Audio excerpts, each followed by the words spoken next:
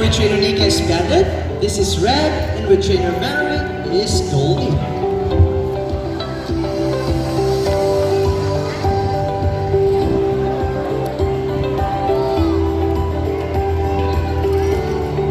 Alright, now let's start. Now on your right with trainer Nika is our green-winged macaw banded. Now as you can see, banded's body is covered with red plumage. His tail and wings feathers are color blue and green.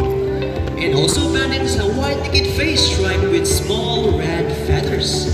Now banded's scientific name is Orochloraptorus. Now banded, say hi to everyone. Hi! How will they say today? So up next with trainer Mary is our blue and gold macaw Goldie. Now as you can see, blue and gold macaws have a beautiful shade of blue on its back and a solid yellow on its belly and inner wings. So here in Cebu Ocean Park, we have 3 blue and gold macaws. So earlier, kato nag-play of basketball, mo to si blue and si azul. So ang Goldie, lahi po niya later. Now Goldie's scientific name is Aura ararauna. So if si banded ko high, si Goldie mag-flex sa iyang wings.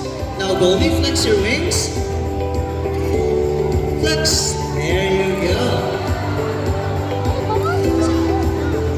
Now lastly, here with me is our Eclectus parrot red. Now Eclectus parrot are very unusual in the parrots family. That is because of their extreme sexual dimorphism. Meaning, you can easily tell the difference between a female and a male Eclectus parrot. So red right here is a female Eclectus parrot. That is because of her bright red colored feathers. Now as of the males, they have a bright green colored feathers. So simple ang gender sa Eclectus parrot. So in the wild, the macaws banded and Goldie has the lifespan of our macaws. Kinsay makatagaan sa lifespan sa macaws. Kinsay makatagaan, 20 higher, 50 higher, 100 taas na pagkaayo. Kapit na.